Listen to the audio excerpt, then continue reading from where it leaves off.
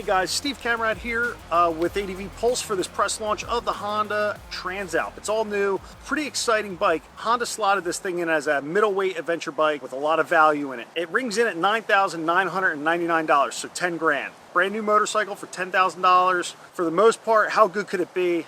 Nobody really had their bar set too high. Coming into this press launch, we were expecting a bike that was going to do some of the things kind of okay. And then somebody asked me, hey, can that bike even do a wheelie? Well,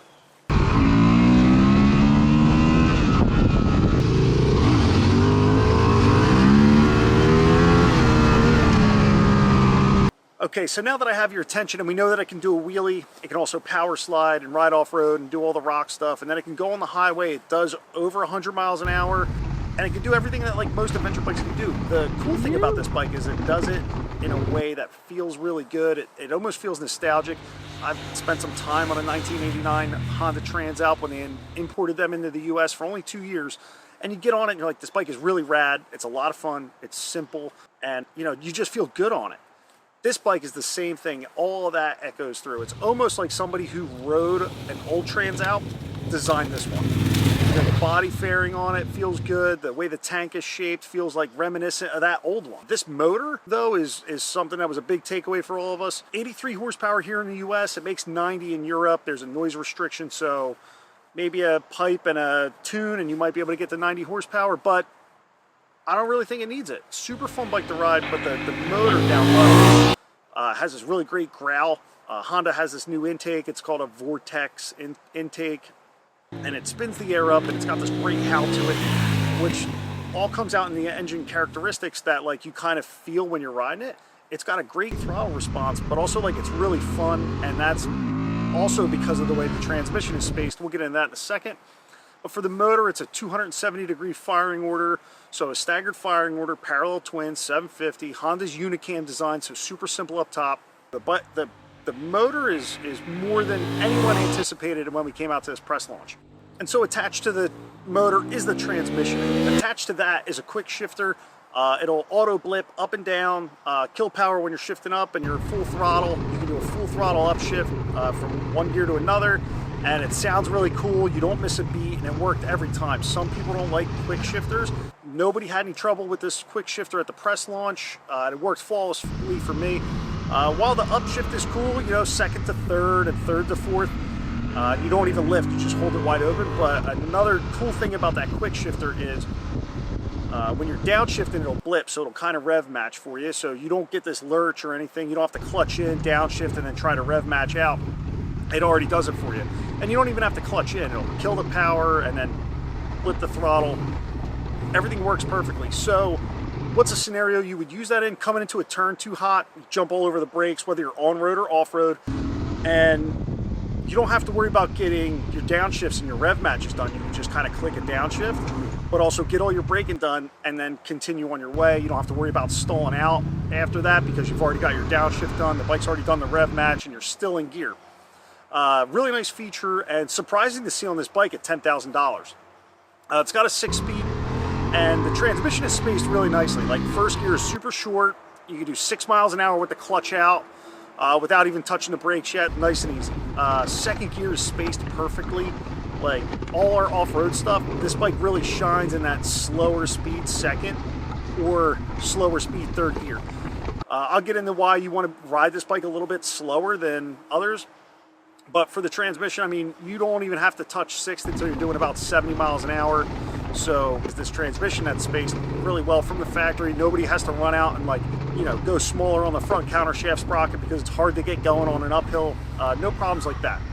The suspension on this bike is the reason that you would want to ride it like a little bit slower. The bike actually feels better if you ride it a little bit slower than fast-paced. Now, what's fast-paced look like for somebody like me and some of the other journalists and some of the ride leads that we had here? Riding a little bit slower might look like someone's fastest pace. And so Honda came in and they said, look, we're going to put Showa suspension on this bike front and back. The only adjustments, though, are preload. There's no compression, no rebound.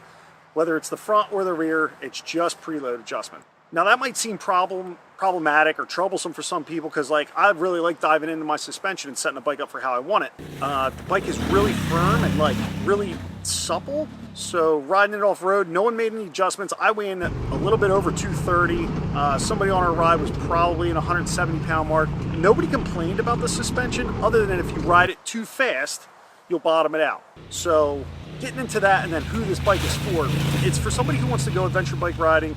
You don't want to do too many mods. Maybe you just want a bike you can throw a leg over and buzz around town, do some shorter trips with. But then also, if you want to go down a gravel road, this bike's got a 2118 wheel set on it, which is magnificent. You know, you've got to have that 21 in the front and the 18 in the back, as far as I'm concerned, because then your wheel options or your tire options are like 10x if you've only got that 17-inch rear tire that some adventure bikes have. It comes with the proper wheel setup, and the suspension is set up for some slightly aggressive riding, but it's really plush if you just take it back a step or two on the hard end. And then if you're really riding it really slow, maybe at a beginner pace level, or you're not too sure about some rocks and some turns, the bike's got a really nice feel in the initial stroke, is real cushy, and because it's got that motor that's so fun and like kind of got that down low grunt, it's more fun to ride the bike a little slow and like kind of pick your line and give it the rum, rum, and maybe like loft the front over a rock. And the suspension, like compression and rebound, as long as you're not pushing it too hard, is actually really great. I really didn't think it was going to perform that well, especially because the travel on the suspension is a little bit lower. 200 millimeters up front, 190 out back.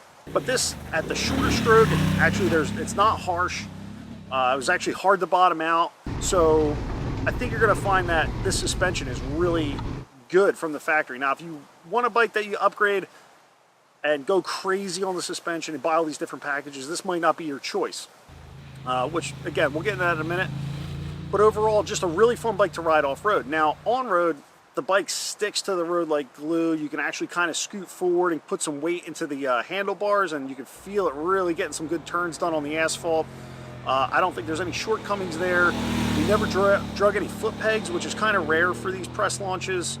The bike also has some really good geometry, 27 degrees of rake out front and 4.4 inches of trail. What does that really mean? Well, the 27 degrees of rake is really perfect for dirt bikes and off-road bikes, especially when it comes to stability and then your turning speeds. But also it keeps that front from like knife edging or tucking when you get in some mud. Ooh, that was deeper. We rode through some mud, we rode through some deeper puddles, and never really felt the bike pushing too hard or anything like that. So whether it's the geometry plus the suspension plus the motor and the weight distribution, but the bike almost handles like it has a steering dampener on it to begin with. So really great, really confidence inspiring. You never really find yourself like wanting to turn the handlebars too much. It kind of just does everything you want it to do, and dancing the bike around and having fun off-road is what this bike really like shines at. It's a more fun bike than most of the motorcycles that I've ridden lately. It was really just that much fun. There's 5 rider modes on this bike. You have a standard, a sport, a rain, a gravel mode, and then a user mode. We jumped through them all. You can change them all on the fly, which is great. You just close the throttle, pick the one you want, close the throttle, and it'll switch to that mode. You also have that user mode, so that's where you're able to turn your traction control off and your ABS to the rear wheel off. You're not able to turn the front wheel ABS off at all. Some higher level riders might think that you want to be able to shut off that front ABS. It's actually a really nice safety feature. And then you just got to kind of talk to yourself about holding onto that front brake, because it will kind of feel like it's freewheeling, but then, you know, that's that ABS working to keep the front wheel in front of you instead of like locked up and you kind of shoving the bike into the ground. You can shut off the rear ABS, which is cool if you want to do skids. And traction control, I personally really enjoy shutting the traction control off on these like medium horsepower bikes. Some of the really fast bikes I leave the traction control on in some scenarios, but this bike I rode around with it with the traction control off, primarily asphalt and off-road. Which brings me to like, there's only 2 bad things about this bike. One is that it doesn't have cruise control. I know, I'm blown away too, just furious about it. This bike has self-canceling turn signals based on wheel speed sensors, but I can't get a cruise control button. Major mark missed there, and Honda has no accessories to add it, so you just have to go aftermarket. Also, the thing about having to turn the traction control off, that's not the bad part. The bad part is that when you key the bike off and key it back on, if you had the traction control turned off, it will turn itself back on every time you key the bike. Now, if you only shut off the off switch and you leave it running, the traction control stays off, so you hit the on switch again, and you can start the bike and roll away. But if you key the bike off, the traction control will come back on. And that it doesn't need to happen. It's not so much of a law as it is like a design. And Honda really missed the mark on that one, I think, because it's my user mode. I want to have the traction control off. It would be better if it reverted back to a mode that had traction control, and then you could thumb through and get back to your mode, which the traction control should be off, but it's not. You have to go into the menu, it's a couple button clicks, and turn the traction control off. Is it the end of the world? I don't think so. Would I buy this bike based on that or not? No, I wouldn't. It's just a little step that really shouldn't be there. Other than that, for a $10,000 bike, that's a ton of fun to ride, ton of fun to take off-road. It does the adventure bike thing really well, and it'll just live in your garage. Like this bike, I would take this bike just like it is now. So skid plate, crash bars, and heated grips. I put handguards on it, and that would be it. Rider ergonomics, I would maybe get a little bit of a taller seat in there if there was a tall comfort. There is no tall comfort seat available yet, but there is a low seat that'll drop that seat height. The seat height is listed at 33.7 inches. Sounds high. I can assure you that the bike is not that tall, because that would be really, really tall. I'm 6'2", so I flat-foot it no problem, but nobody had an issue with the height of the seat. It feels more like a 31-inch seat height. It really does. Weight-wise, which nobody really hammered home, it's like a pound or two, full of gas, less than 460 pounds. Balance point of this bike is super low, and it's got a really great turning radius. Right, Transalp. Let's see, that feels good. Gravel mode. You.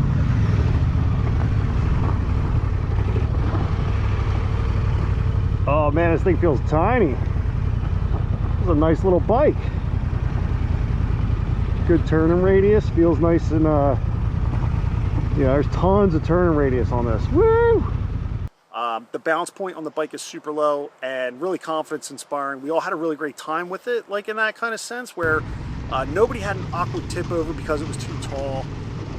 And nobody really lost their balance, you know, other than a couple crashes on the trail during riding. Some people tested the crash bars, unfortunately, or fortunately. I didn't test out the crash bars. I did test out the skid plate. The skid plate mounts to the crash bars, which is a great design. It's got a lot of room around it.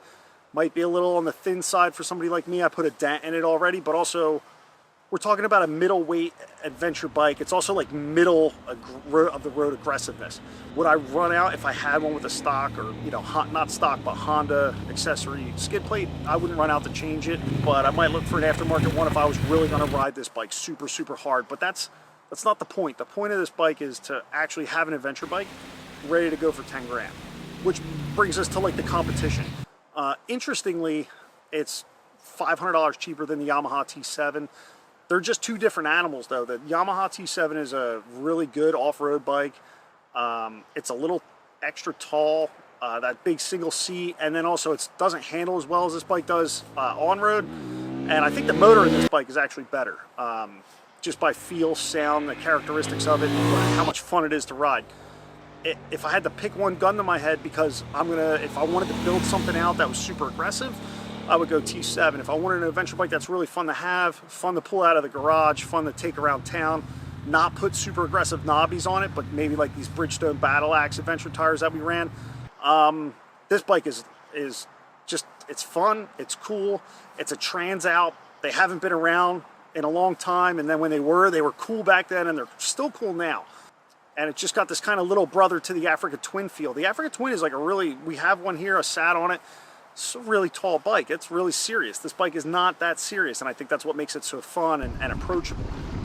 Also, like handlebar ergonomics, though, I would just rotate the bar clamps 180 degrees to push the bars a little forward to open up the cockpit for somebody like me. Back to the competition for this bike. At the other end of the spectrum from like the T7, you've got a KLR 650. So what does a KLR 650 and this Honda Transalp have in common? Well, they both have like some wind protection. They're both a little bit budget conscious. People want to take them around the world. And also they're like almost exactly the same weight nowadays because the Kawasaki KLR650 has ABS and fuel injection now. But like, it's really not even a close choice here. This bike is just that much better. Now, yes, it is considerably more money, but if I had to have a bike in the garage that weighed 460 pounds, I would much rather have this Transalp than a KLR650. You can get into the KTM 790, which is a laser focused, very sophisticated, expensive piece of equipment that's, you know, highly tunable. It's very raceable. They're aggressive, and this bike is just not that. It's a $10,000 bike with some really relaxed suspension, a really relaxed motor, great power characteristics that you can go in and you can actually adjust those power characteristics within your user rider mode. So you can have a throttle response of level 1 or level 4 and anywhere in between. And that's just your throttle profile. So like the fun thing to do with this bike is to put it in like your 3/4, your level 3 power, and play around with it and have fun. It's not a super great bike for riding very aggressively, very fast. Downhill, you kind of start pushing that suspension too hard. You start pushing the wheelbase of it and the feeling, and you're kind of just like, wait a minute, I didn't buy this bike, or I don't like this bike for this purpose. The purpose for this bike is actually just to have fun, and I think Honda's really knocked it out of the park with this one. So if you guys have any questions, comments, concerns, any specs that you really want to dive into, there's going to be a link below to the article that I've written for ADV Pulse. There's going to have a lot more kind of finite and specific information there. This is kind of just like an overall feel for the bike, and the overall feel for this bike is like, it's super enjoyable, and I really can't be mad at anything about it other than the fact that it doesn't have cruise control and that the modes won't stay where I left them if I shut the bike off, which is, that's two minimal things. I think that's it. Whew, I'm tired. We'll take them out and throw them at each other. Yeah.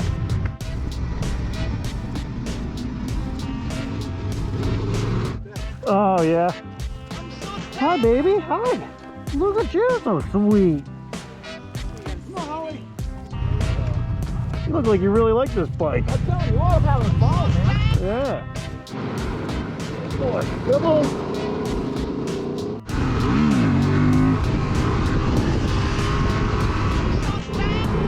All right, some rocks. Oh no, your windshield. Is that quick detach windshield? It didn't. Yeah, when I did that little wheelie and I splashed into that puddle. Oh yeah, you almost drowned. I came up to it and I was like, fuck. I knew I was right in the wrong spot. And sure enough, you just drilled me. Yeah, you took on some water. It's funny, I know exactly where we are. Ooh, a little dab. Oh. Ooh, that was deeper.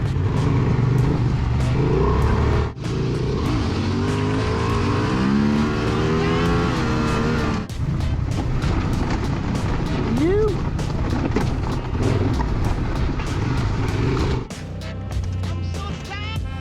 All right, coast race. 1, 2, 3, go. Oh, you don't weigh enough, dude. You're gonna get smoked.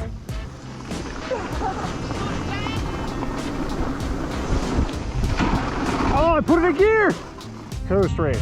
Okay. I'll give you a head start even.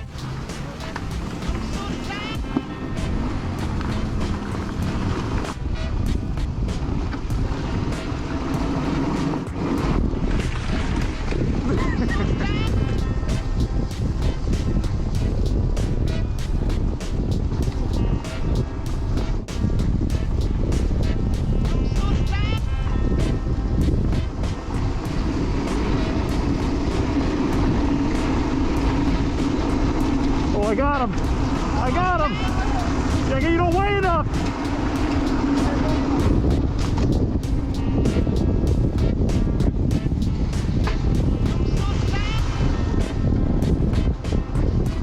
Oh, yeah, I never touched him. Yeah, I touched him and then... Blew it. I know.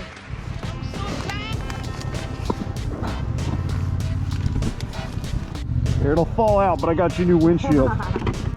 There you go.